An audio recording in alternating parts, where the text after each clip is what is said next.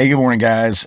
Chris here at the Morning Mayhem. Wanted to go ahead and get this out of the way, put this up front, and set it aside from the main show. I don't do cold opens like this very often. I don't like doing them because it usually means something somber or saddening or something along those lines has happened.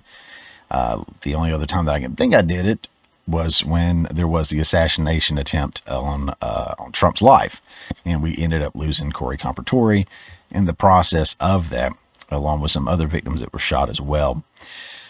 Again, not something I like to do, not something I want to do, but I think it's the right thing to do to again not have it mixed into the show, set it apart, talk about it a little bit, and move on to the main show. I will say this first and foremost. Obviously, I'm talking about the school shooting up in Winder, Georgia, and that is about 2.5 hours away from me. I am in central Georgia. That's just outside of Atlanta, a little northeast of Atlanta, so it's northeast to me. And while I haven't had any dealings with that particular school or anything, I do have a personal friend who I believe both their sons went there at some point in time, and a former co-worker who I still stay in touch with, good friends with. Her nephew was actually at the school in class when the shooting took place. And he was in the class when one of the teachers, now I don't know if this is one of the ones that was that lost their life, or if this was another teacher that may have been a victim of the shooting. But her nephew was in the classroom when one of the teachers was shot. Now, I don't know what all this kid saw. I don't know what all this kid went through. But that's enough. That's incredibly devastating to a child, especially someone who's, around 13, 14 years old. So, I will go through this real quick. I don't want to play the blame game. We don't have the facts out there yet. I know they've released some more information. Like now we know the names of some of the folks, both the victims and the person in custody. Of course, they're going to throw out the style gun that was used, because that's what they do. But I will say that I'm not going to blame mental health. I'm not going to blame the guns. I'm not going to blame either political party or any political party for that matter. I'm not going to do anything like that. I think that would be incredibly disrespectful right now, because we don't know anything. We really don't. The bodies aren't even cold yet. I mean that out of respect. The families haven't buried them, maybe haven't even made arrangements to do so yet. I mean, this is still fresh. And again, I want to be respectful about this, and I want to come at it like any other story. I want to have my receipts. I want to have my facts, and we just don't have that yet. Stuff is still being released. So I'm going to play close attention to it. And when the timing is right, I do plan on covering this at some point. Just today's not the day. Today's not the day. It's a sensitive topic. What I have seen, and I want to kind of play peacemaker a little bit here. What I have seen is a lot of people from both sides are obviously posting about it, be it on X or Facebook or wherever. You see people posting about it. They are both angry, and they are posting out of anger, and they are posting out of love. So they've got a spectrum of emotions that they're going through. So you're going to see stuff blaming Trump, blaming Biden, blaming the parties, blaming guns, blaming mental health, defending guns, defending Kamala, defending Trump, all this and that. You're going to see it. Kamala said a while back she wants to pull these officers out of schools. Well, it was an officer that stopped it, right? They're against, they're for defunding the police. They're for, against the Second Amendment. And of course, you got the right. That's all about the Second Amendment, arming teachers even, all kinds of stuff. And those two, and I'm not saying which is right at this moment, but those two are colliding right now because people are trying to make their arguments. And again, I don't think they're making the arguments to be hateful, spiteful. I think they're making the arguments because they are angry about what happened, angry that it continues to happen. And they they lovingly are posting these things because they want to see things change. They want to see a better, safer world. And there's nothing wrong with that. So again, kind of playing peacemaker here. I just don't know if now's the time. And I know some strong Second Amendment guys would say it's always the time to defend that one, but I don't know if now's necessarily the time to make waves. So when you see someone on X or Twitter, or you see someone on Facebook or wherever it may be, posting stuff like that, and you just completely disagree with it, maybe let it slide. Maybe don't be in the comments. Maybe don't be DMing them, correcting them and throwing all these statistics and everything out there. It's, it's not necessarily the right time, in my opinion. Sorry, breaking news just came through. Georgia high school shooter Colt Gray's dad is arrested for murder and shock development after son shot for. Okay, that literally just popped up on my screen while I was reading this. I'm not going into this story, but that just popped up. So definitely more news breaking. Definitely more people are going to be getting into this and covering this. Plenty already have. So this is big news. I just wanted to get it out in front of the main show because we are going to be talking about all kinds of stuff. It is going to be a short show, but out of respect, I wanted to be somber. I wanted to be respectful. I wanted to just have it separate outside of the main show because I think the families deserve that. I think the story deserves that. And I know people will say, again, as far as their arguments, this is, all you guys do is thoughts and prayers. Well, there's some GoFundMe set up, I believe. If you want to give to that, I think that's awesome. But for anybody that knows anything about anything, thoughts and prayers mean a lot. That's literally the only thing we can do right now. Like I said, other than maybe the GoFundMes or do something along that lines, you can't fix the situation. You're not going to make it any better. So people that are saved and that have a personal relationship with Christ, how important special prayer is. For those that don't, some of you may or may not know, I've been very blessed to have some folks that don't have a personal relationship with the Lord in my circle that I talk to on a regular basis. And they understand if somebody says that they're going to pray for them, they get how deep that is. They get how meaningful that is. And so I hope you guys do too. And I hope that's not a hateful attack kind of thing. When someone says thoughts and prayers, I hope they aren't getting attacked for that because it means a lot. It means a lot from that person. So obviously thoughts and prayers for the victims, their families, for the whole community, for everyone impacted there physically, mentally, emotionally, the doctors, the first responders. It's a terrible thing. It's a terrible thing. I'm not going to, just gloss over it like it's nothing. I mean, you almost could because things like this do happen, more than they ought to. But it's definitely a sad thing, and we'll be covering the story at some other time. Let this be a reminder to just hug them babies, spend a little bit more time with them, keep your family close, stay prayed up, and, you never know. They always say it won't be my kid, or, I never thought it would happen in my community and stuff like that. And it happens like that all the time. So love your family. Spend that extra time with them. I know I hugged my daughter a little extra these last couple of days. So let that be a reminder to you as well. We'll go ahead and start the show.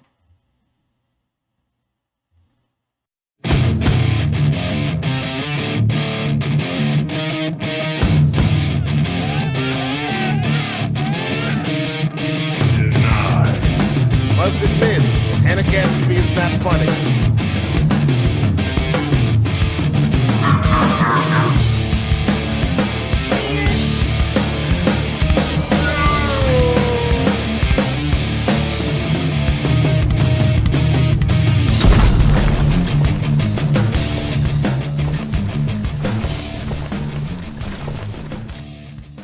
Hey, what's going on, guys? Welcome to the Morning Mayhem. It's your boy Chris coming at you. Super excited to be here with you today. This is going to be another short show. Again, I did have a couple of things going on earlier this week, got some going on next week. We do have a break coming up. So, again, it's going to be a short show. We're going to talk about that in just a little bit, but I do want to welcome you guys. If this is your first time tuning in, welcome to the Mayhem, obviously. We do our shows every Friday morning, then we cut the segments out and release them throughout the week. And sometimes we have reactions and whatnot on the moniker Mayhem Reacts.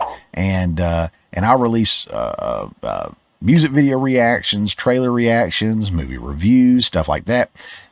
Plenty of those are going to be coming out in the next 2 to 3 weeks, over the course of those 2 to 3 weeks. So be on the lookout for that. If that's something you enjoy, I will definitely have some of those. And I already got plenty on the channel, so go check them out. But do want to acknowledge, obviously, the this week.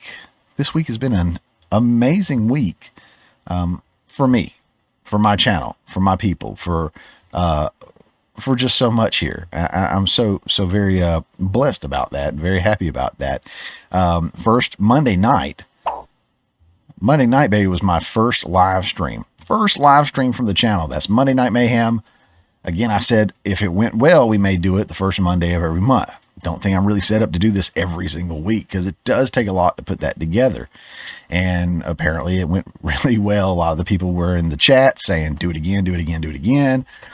Folks later after the fact were commenting to do it again. The people that were involved on the show wanted to do it again. So we will definitely be doing another Monday Night Mayhem next month. I'll announce more details on that as they develop. We're not even close to that yet, but we'll definitely do that again. But this past week, or this past Monday night rather, it was a really great show. I do want to give another special shout out to Sean from Third Railify, Robert from the Washcast and Spin Cycle, and then Biggie and Bluey from the Talking Nerds.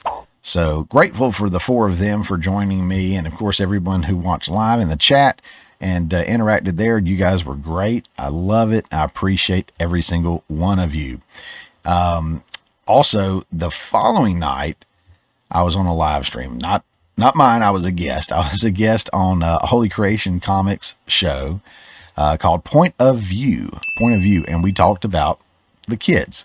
Oddly enough, given what else has happened this week. But we talked about kids. We talked openly, candidly, and passionately about that topic, which is super important to me, the well-being of our children, and coincidentally children in schools through book bannings, through school choice, and so many other great questions that Jesse threw out at me. I wasn't 100% prepared for some of those. It was a really good, really deep conversation. Really appreciate her having me on to the show. I will leave a link to that down in the show notes below so you can go check it out. I've got it timestamped so you can get to the beginning of the show. She does play like a little video intro that runs for a while on loop. And while that's well and good, I went ahead and got the timestamp so you can start right there, right as we go into the show, so you don't have to sit through all that as though you were sitting there watching it live, kind of build up for the show to start. But an absolutely exceptional show. I wouldn't mind going back on there again if that's something she wants to do, or just have another chat in some capacity, because it was great questions, great topics. Really enjoyed it. Really enjoyed her.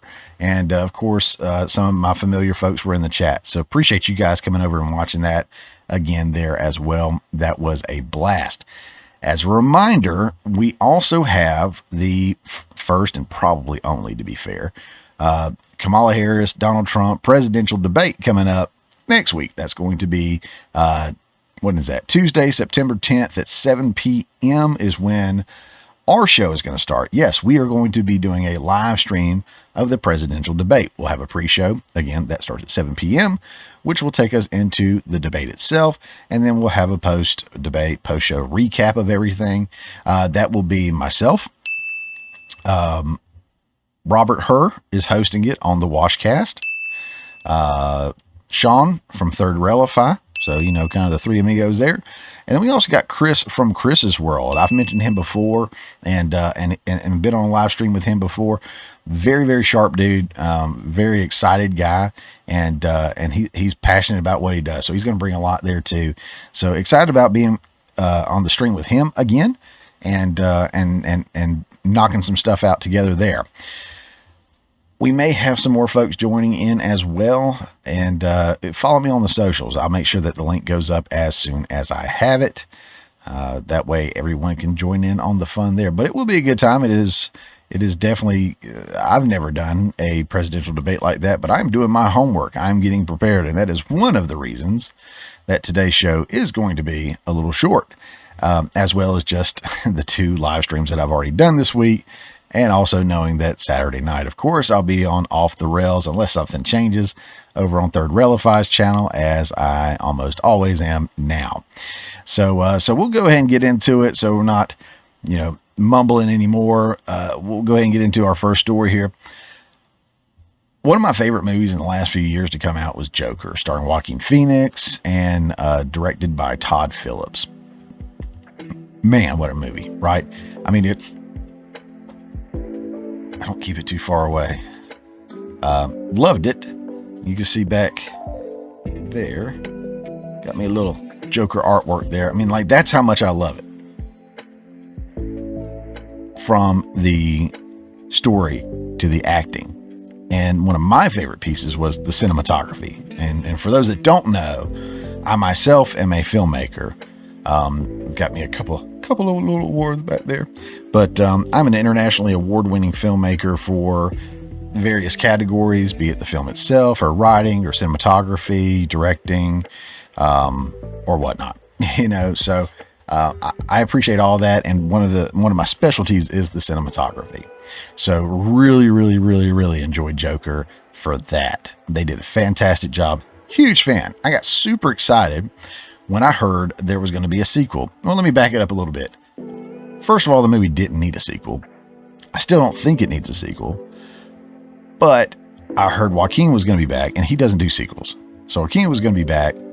Todd Phillips is going to be back. So I'm like, okay, this is sounding really promising. I'm actually kind of getting excited for this sequel.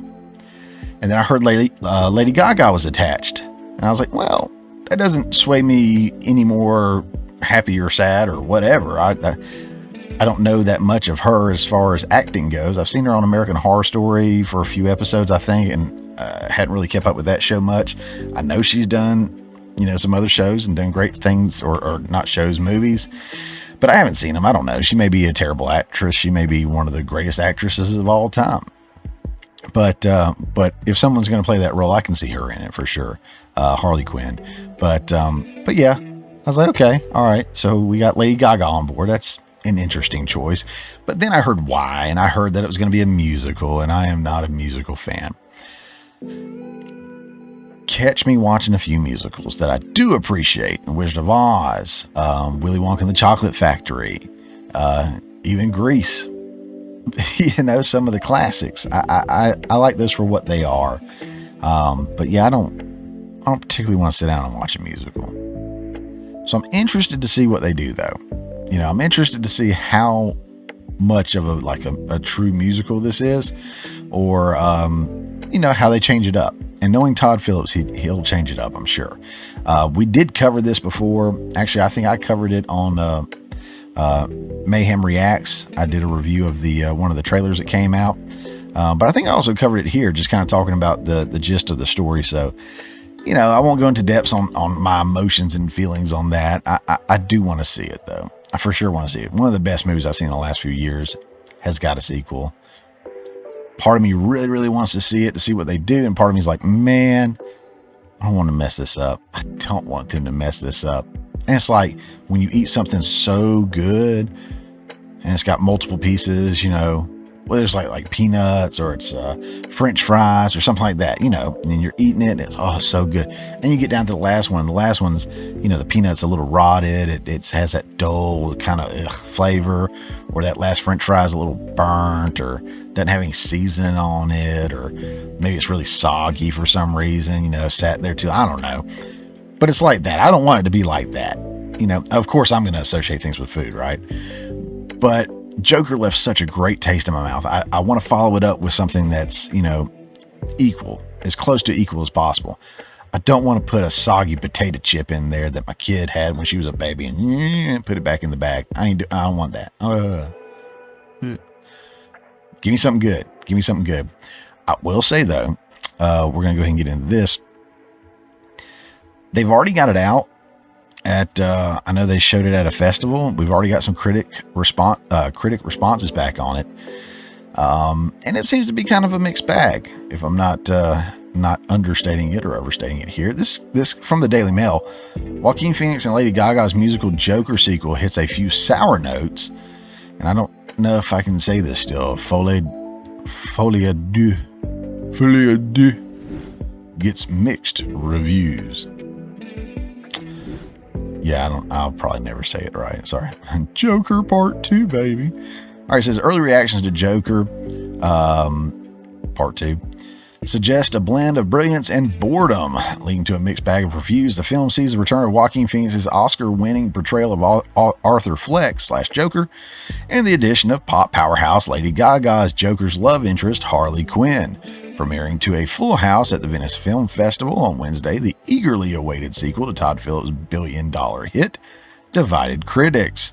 While some found it superior to the acclaimed 2019 film, that's going to be a tough one for me to buy.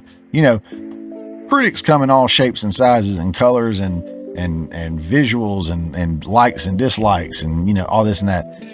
Squishy, soft, hard, whatever. Everybody likes something different. So it's such a mixed bag when it comes to critics. I don't find myself agreeing with a lot of them, and I do think a lot of them are kind of paid shills to get benefits and stuff. But more on that from Geeks and Gamers and Nerdrotic and those guys. You can go listen to them, or one of our channel's friends, the Talking Nerds. They talk about that stuff too. Link to them will be in the description below as well, by the way. But yeah, I don't know if it's going to be superior. That's a tough sell for me. While some found it superior to the acclaimed 2019 film and lauded the performances of both Phoenix and Gaga, others slammed Joker as derivative and devoid of fun. I think people just try to look for ways to use the word derivative. I hear it all the time, but I didn't always. And I feel like that's one of those fun words people like to throw around. And I mean, again, she's probably going to do just a fine job. She probably is. Joaquin's going to knock it out of the park. That's what he does. I don't know, man. Owen Gleerman appeared a bit less impressed in his review for Variety, writing that the cracked jukebox musical had an audacious concept, but in a basic way, it's an overly cautious sequel. IndieWire's David Ehrlich took a bit of a harsher tone, saying the 138-minute flick, for 2 hours, okay, flick is boring, flat, and a criminal waste of Lady Gaga, adding it feels bad on purpose. Yet Phillips has created a corporate pop spectacle that all demands to be seen as something else. Here's a movie that perversely denies audiences everything they've seen or everything they've been conditioned to want from it, gently at first, and then later with the unmistakable hostility of a knife to the gut. Ain't lying, that's pretty harsh right there. And that's where's it at? A couple things that bothers me or concerns me. Create a corporate pop spectacle. You know, because the first one, I hate that crap pops up. Corporate pop spectacle. I hope it didn't get too Hollywoodized, too corporate, too many studio heads in there messing with them. I mean, Todd Phillips took a shot in the dark. He's like, I'm going to make this film. Let's see what it does. It made less than Avengers Endgame as far as overall box office and gross. But if I'm not mistaken, I believe it was more profitable because of the budget being significantly lower. So I'm sure they love that. And they're like, oh, let's make another one and let's make it better. And let's get the studio heads more involved. And let's, tinker around with this idea and that idea. So it's quite possible. And I was concerned about that going into it. So to hear that kind of makes me think somebody else picked up on it. The other thing that bothers me about this, here's a movie that perversely denies audiences everything they've been conditioned to want from it. What does that mean? I know what I'm looking for. I don't know if we're all in the same boat in this, but the first Joker pretty much set up the tone. If we completely change that up and it's nothing like the first one at all, I think that could suck. However, I will say, two films that I absolutely love from one filmmaker, Rob Zombie, House of a Thousand Corpses and The Devil's Rejects, are two completely different films. Same actors. Well, I mean, they swapped out some actors, but same characters, same concept to a degree of, the dynamics of the characters and whatnot, but told in two completely different ways, two completely different styles, and it worked. In fact, the sequel, The Devil's Rejects, actually became a bigger hit than House of a Thousand Corpses, the original. I like them both for different reasons. House of a Thousand Corpses still has a special place in my heart, but Devil's Rejects was pretty awesome. So it can be done. It can be done for sure. And I know there's others out there that you can point to, but it's not something that's done all the time, to be fair. Let's see. And that, more than anything else, is why Part 2 adopts the form of a classic musical, because no other genre makes it so easy to appreciate all the fun you're not having. In contrast, Alex Harrison of Screen Rant describes Joker as a more refined sequel designed to provoke fans of the original film. Joker Part 2 has more coherent things to say about fan culture than it or its predecessor does about mental illness, which for me makes it the superior of the two, he stated. Wonder what that means. Has more coherent things to say about fan culture. I hope it's not going to end up being one of those that's like an attack on the fans, kind of like She-Hulk was. Remember that? If you're not familiar, a lot of people covered that. I didn't cover it. Again, Talking Nerds, Nerdrotic, Geeks and Gamers, Ryan Kennel, all these guys talked about how the big payoff of She-Hulk, or the big goal of She-Hulk, was to basically insult the fans of Marvel and whatnot, the nerds, the die-hard committed fans. So they wanted to piss them off, which makes sense, I guess, right? Well, they saw their numbers, and they know it's not always a winning thing to do. Look, I'm not going to read every single one of these. As per usual, the links will be in the show notes below. You can go back and read this yourself. But as you see here, I mean, we've already gotten to a few of them, leaning kind of negative. Some positives there. And again, it really depends on the critic's taste as to what you're going to get from feedback from them. So don't know how good it is, don't know how great it is. To be fair, I'm still probably going to go see it and give it a chance. And who knows? Will you go see it? Are you interested in seeing it? Were you ever interested in seeing it? From the time it was announced to the time you found out Gaga was involved, to the time you found out it was a musical, to hearing this. Is it something that you wanted to see at all? Is it something you're still going to see or still planning on seeing? And if it is it a trip to the theater watch, or is it a wait till it comes out on a streaming platform kind of watch? I'd love to hear your thoughts on that. You've heard mine. All right. Next up, we're going to talk about this one a little differently. The Russian interference. Okay. So we got Russian interference again, allegedly. I'm not going to cover it the same way these other guys have. And in fact, everyone's covering it. From good buddy Sean at Third Railify, of course, the Quartering, even Tim Pool spoke up, and I mentioned him specifically because of the story and where it went. But I want to cover it a little bit differently, if that makes sense. So I'll go ahead and pull up the article here that I've got. This is from NBC News. It says, Biden administration hits Russia with sanctions over efforts to manipulate U.S. opinion ahead of the election. The administration announced a series of actions Wednesday in response to alleged efforts by Russian actors to influence U.S. public opinion. And so it goes on to basically talk about Russia Today, right there. Boop. And I don't remember if this particular article talked about it or not. But basically it talked to some of the networks that they worked with, and whatnot. One of them being Tenet Media. Now, I mentioned Tim Pool earlier. Tim Pool has something to do with Tenet Media to a degree, some kind of relationship there. It's more of Lauren Chin, if you guys know who that is. Lauren Chin and her husband, I think, are the bigger to-dos there. Benny Johnson's kind of involved with Tenet Media. But apparently there's some ties between Russia Today, Tenet Media, Russian actors putting out things. I don't know the whole depths of it. So again, I'm not going to cover that part of it because I think more of that's being revealed over time. So I don't have all the facts. I don't have everything pulled together on that one. And there's plenty of other people that are covering it. So I do recommend, if you want to hear it out of Tim Pool's mouth, himself, he covers it. He talks about it. Of course, Sean from Third Railify, like I said, who I trust anything that he says because he does his homework too. He's a sharp guy. I love him to death. So Sean, Third Railify, of course, his links to his channels will be in the show notes below. He's been mentioned multiple times, so of course I got him linked down there. But yeah, whether it's Sean, whether it's Tim himself, whether it's the quartering, Jeremy over there, if you're interested in finding out more about that story, go check it out.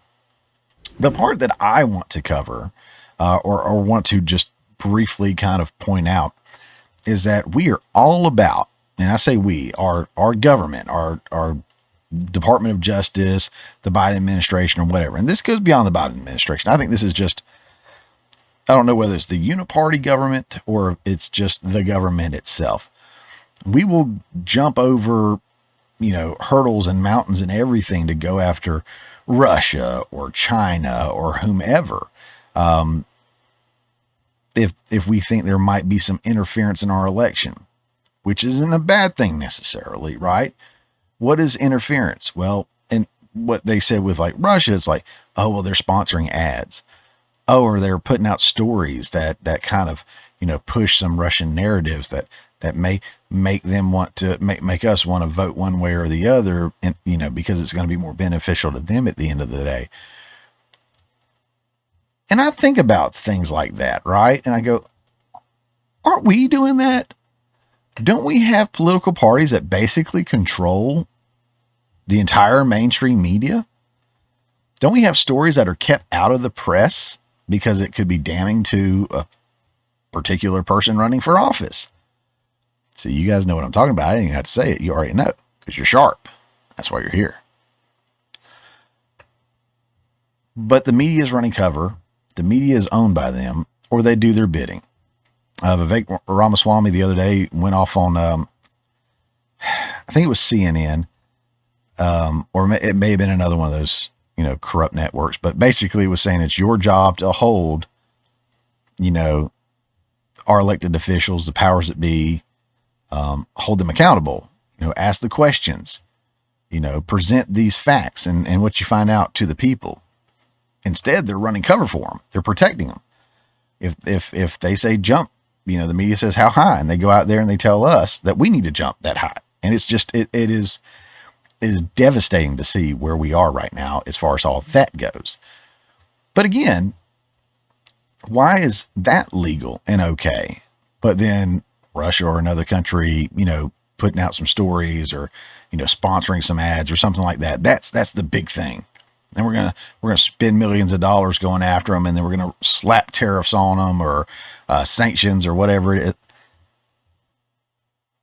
We're doing it ourselves, probably on the left and the right. I'm not gonna act like it's not both sides, but we saw Kamala putting out the her administration's got fake news out there about people that are backing her that aren't actually backing her. Don't know if you remember the story about.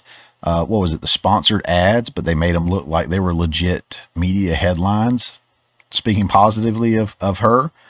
I'm sorry, I can't think of any for Trump right this second. It's not that there aren't any or any for any conservative person. I'm not saying that, but these are the most obvious ones that jump off the top of my brain here. What about the quid pro quo between Biden and Ukraine? Back in the day, he says, you're not going to get the money. And if I don't get what I want, if you don't fire that guy who's investigating the company that my son is on the board of, which has, no conflict of interest there, I'm sure. If you don't fire that DA or whatever, you're not getting the money that Obama promised you. And then, son of a bee, he fired him. So then I gave him the money. It's called a quid pro quo. That's what they, accused Trump of doing. Even though it was allegations of that, no proof of that, they still got him on impeachment for that. Biden did it on camera and nothing happened. Nothing. He bragged about the story and nothing happened to him. Obama sending all that cash to, was it Iran? And not being held accountable. That seems like something that we should know about. Again, with the current accusations from the Harris campaign putting out the stuff, groups backing on the football team, the image that was out there, which I heard some developments on that. Maybe somebody officially put it out there, but it wasn't approved or something. I don't know. But isn't all that kind of stuff election interference too? Both the act of doing those things and the act of the media covering it up or being an extension of that party, that administration, or that whoever, campaign. I think all of that is the same thing. So while I don't necessarily have a problem with them going after Russia or North Korea or China or whomever that may be trying to interfere with our elections, because to be fair, I don't think anybody should be interfering with our elections. Go get them. All right. But at the same time, when are we going to start holding our own people accountable? The answer is we're not. But we should. We absolutely should. What do you guys think? Do you think there is as much or maybe even more corruption, interference, manipulation within domestically, be it the political party, the mainstream media, special interest groups, or whatever? Do you think there's as much or more possibly here that fall into that category than there is from internationally, from foreign? I'd be willing to bet there's more, and we just accept it as the news. That's my humble yet accurate opinion. All right, we're going to move on to our last story here. Again, I told you guys it was going to be fairly short. Got a couple things to look at. I love this story. So here's a little clip that we're going to talk about. We're going to talk about Tim and Kamala and somebody that's like, who are these people? The fact is, we don't know who these people are. Like, we can play games and say, oh, well, he's this and she's that. Nah, let's look how real they are. This is quick right here. If you ask me, his appeal to this ticket isn't just the record as governor, it's his overall vibe, And that vibe, it's Midwestern dad as f. Every year we as a family do something old and something new, but then we're going to go get some food. Corn dog? I'm vegetarian. Turkey then? And then Turkey's meat. Remember that line. We're going to come back to it. He's trying so hard. He's trying so hard. You don't eat meat? Well, fish isn't meat, and turkey's kind of like fish. Let's get a cheeseburger. And so it makes it hard. It makes it harder for the alt-right to call you a soy boy when you're like, bison is a vegetable. No, it's fairly easy to still call him a soy boy. Putting tampons in boys' bathrooms is one of those things that kind of solidifies that. But yeah, so let's just gloss over the fact that Tim Walz didn't even know his own daughter was a vegetarian. What an active father he must be. But yeah, I mean, here we go, right? This is, hey, the alt-right can't pick on him for this. He's a normal guy. He's an every dude, right? He's a man that everybody can relate to. Is it this one? Yeah, this is, there he goes. It says, after being roasted by local reporters for refusing to take questions, here's Tampon Tim once again refusing to take questions as he departs Pennsylvania. And of course, so many places, except for maybe on the main stages, he's always got his signature camo cap. He's got his relaxed shirt, his relaxed pants. He's just like you and me, right? He's genuine. He's likable. He's so relatable. Or how about this dude? This is Doug Emhoff, right? This is the first man. Is that how we say it? Right? Kamala's husband. He's likable. He's relatable. He's genuine. In fact, they say this guy is a modern sex symbol.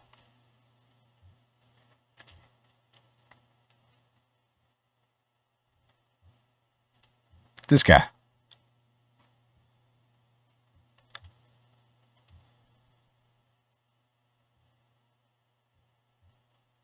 Him.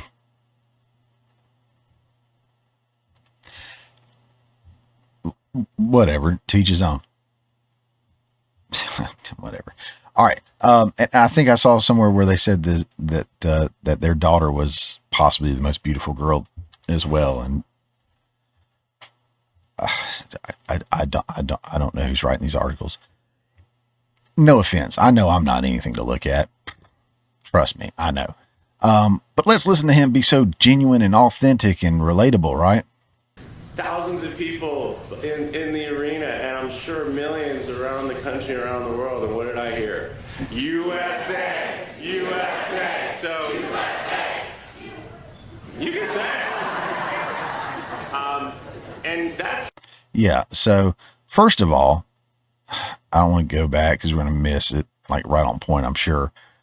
He started the US. What did I hear? The second he started saying USA, everyone else started saying it already. So it was scripted, clearly scripted. And I'm going to go back because I got to prove my point. I don't want to just say something and lean on that. I want to prove it. Listen to when he says, I was at this convention and all I heard, or what I heard was USA.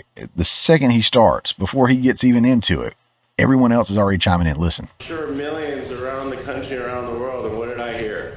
USA, USA. So they already started, and then you can say it. Kind of reminds me of the Jeb Bush, please clap. It's so disingenuous, you know. Hey, we're going to put in the script for you guys to say this when I say this. Okay, cool. Oh, we should have put in there for y'all to keep doing it. You can keep going. No, I'll just move on then. I'll just move on. But, you know, remember, these are just normal people. They're relatable. Everything's good. Mr. Modern sex symbol over here. Or here's a fun one.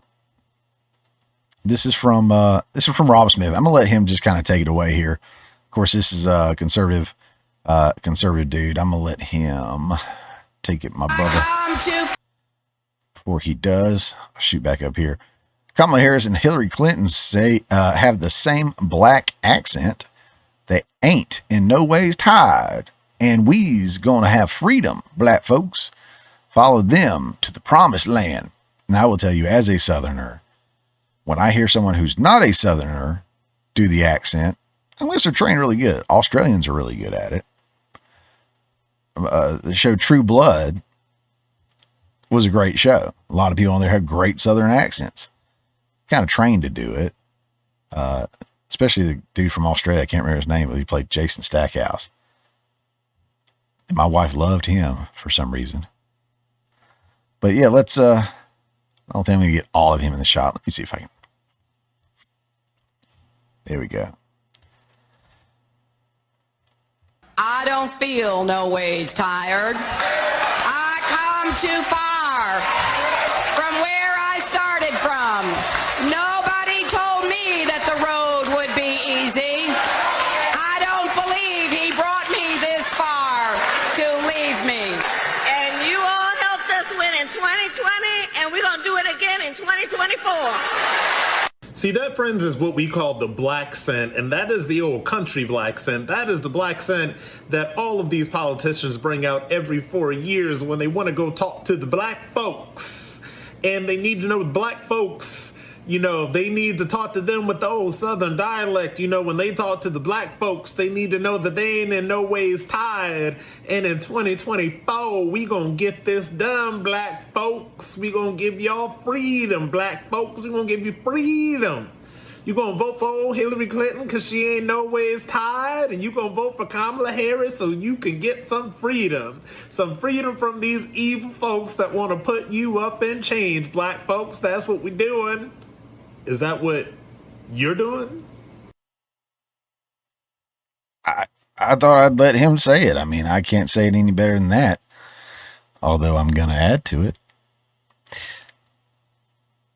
I will say again, and look, I'm open for constructive criticism. I'm open for debate.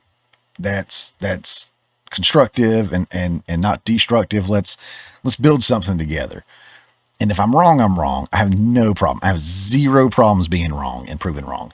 Boy, that visual right there, man, a couple of folks get excited on that one. Anyways,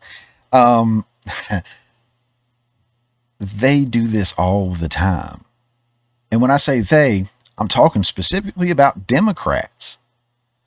Democrats do this all the time. Again, I can't think of a time where I've heard a Republican congressman, senator, presidential candidate, vice presidential candidate, anything like that, like traveling and changing their accent or changing how they dress or anything, right? Like I know when they go to, is it Iowa, to the State Farm out there, they dress down at the State Farm. I'm not giving Walt's crap at all for dressing down when he's at the State Farm. I think, or the State Fair rather. I think that's perfectly fine. I think that's 100% fine. But when you're in front of the cameras and you're speaking in any kind of a capacity in a professional sense, when it's that particular kind of job, I do think you're kind of playing into the character a little bit that you've created. And unfortunately, I think the character that a lot of Democrats have created for that, like he said, the black scent, it's not a good character. You didn't do your homework. That is not how normal people talk. You could come down here and we sound like that to you because, you know, Asian people, Japanese, Chinese, maybe they sound like, maybe that was more Indian. I don't know. Don't cancel me. Don't cancel me. Maybe that's what they sound like to you. But if you went and you talked to them like that, they'd be like, what are you saying? You know, those aren't words. So yeah, I get that we sound like, hey, man, we want down there and get me some of that fish there and there on that bit of pickup truck. I know we sound all countrified, hillbilly and everything like that, but some of us actually know how to talk. And the ones that don't, they still sound a lot better than whatever that crap was. So, you know, I got to represent my people, you know, especially my black rednecks down here, my black fellow neighbors and friends and family down here. Don't play games with them. They see straight through it. They see straight through it. I hate that they play this game. I think it says a lot more about them than anything else. So what do you guys think? Do you hear the accents? Do you see the attempt to kind of, I won't say dumb things down, but dress down and present differently in front of different groups to try to win votes? Again, I hate the idea of the winning votes, right? Tell me what you stand for. Tell me what your platform is. Tell me what you want to vote for. Tell me a little bit about yourself and let me figure out if that's who I want representing me. Let me see if that's who I want working for me to lead this country, right? Obviously, I'm speaking of different roles here. So either way, you're working for me. If you're my senator, my congressman, my president, vice president, you work for me. I want somebody in there who's going to get it done. But this whole trying to win the vote thing it's just kind of sad. It's like, hey, if I'm elected class president, there'll be pizza every day.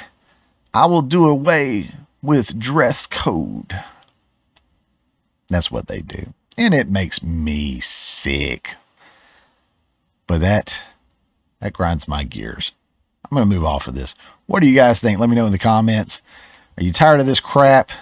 Does it bother you at all? Am I completely wrong? Can you think of a time? This will be good. And I mentioned this earlier. Can you think of a time that you've seen conservatives do this? I would be interested to look at that. I have zero problem calling them out too, because I call out the left and the right. I try to be fair. I just have more material to work with when it comes to the left. Well, guys, that's the show. I appreciate you guys sticking around. I do want to go through a couple of reminders for you before I completely cut off of this thing here. Next Tuesday night, September 10th at 7 p.m., we are going to do the live stream for the presidential debate. Going to be on the Washcast, obviously, Robert's channel, Robert Hurt. Joining us will be not only myself, but Sean from Third Railify, Chris from Chris's World, and I think some other folks may or may not pop in. Not really 100% on that, but we will have the pre-show, the live fact checking, the post-show. I am preparing for that very, very heavily to try to go ahead and pre-plan what they're going to talk about, what the facts are going to be versus what's going to be said. So that'll be very, very entertaining and I think very educational. Highly recommend checking that out. I will be posting links to it as soon as I have those on my social media, specifically this one right here, X. I have become very, very active on X. My X following has really gone up. So interacting with a lot more people, following a lot more people are following me. So that's where I'm really getting more feedback and participation in the stuff that I'm doing. So definitely, if you are on X, follow me there. I do still post to my Facebook and some of these other places. I don't have Truth Social down here. I do have a Truth Social now too. But yeah, I'm most active on X for sure now. And I'm at My Morning Mayhem pretty much on all these platforms. At My Morning Mayhem is my handle. So, look me up, follow me. I will be posting information about that as soon as I have it. And then lastly too, again, before I close out, I am going to be taking a couple of weeks off. There's nothing wrong. I'm not going on vacation. I'm not having any, crisis or anything like that. No health issues, hopefully, but, been going strong. Haven't missed a week since, started in February, and, just with the live shows that I've started up or been participating in. We got the presidential debate coming up. Just went back to school with my little girl who started a whole new school schedules, and it's just got me thrown off.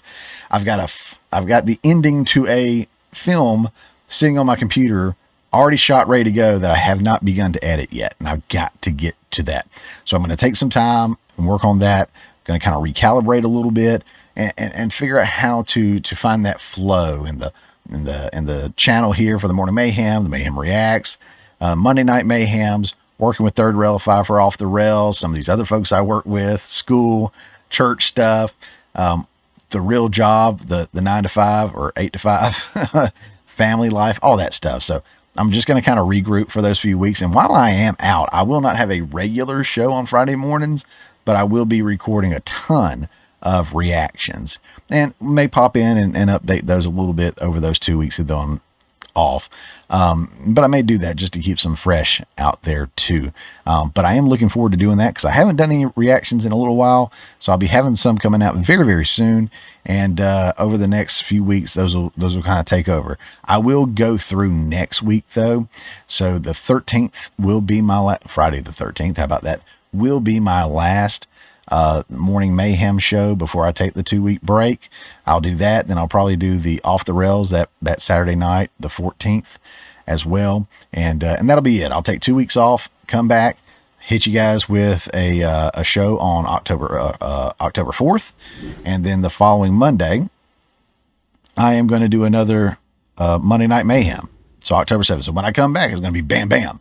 We're going to get right back into it. Very, very excited about that. That'll carry us on into the election. And we'll be probably doing some more live streams of some more stuff, being more involved, posting a lot more as we get closer and closer. So stay tuned for all that. I'm winded just thinking about everything that's coming up. So I think that break is needed to kind of gear up for that. So again, guys, that is the show. I want to thank you again so much for sticking around. If you've stayed this far and you've enjoyed any of it, all of it, whatever, considering giving us a like, a sub, a follow, or whatever. If you really, really liked it and you want other people to see it, consider hitting that share button down there, send it out on your social media, or DM it to your friend or maybe an enemy if you really hated it. Either way, that's cool. And I would love to interact with you guys in the comments. The reaction videos are really great for that. But if you guys have anything to add to the show or comment or suggest or anything like that, throw it down in the comment section below. Again, would love to interact you, would love to keep it, not necessarily positive, but more constructive and fun, uplifting, and not so hateful. But you know what? I'll respond to those too because, I'm from Georgia. I don't back down. But again, guys, don't forget to like, share, subscribe, follow, all that fun stuff. And we'll be back next Friday for our last show before the break. Appreciate every one of you. Talk to you soon. I saw a billboard. It said estimated lotto jackpot 55 million. See, I didn't know that shit was estimated. That would suck if you want to go, oh, we were off by 2 zeros. We estimate that you are angry.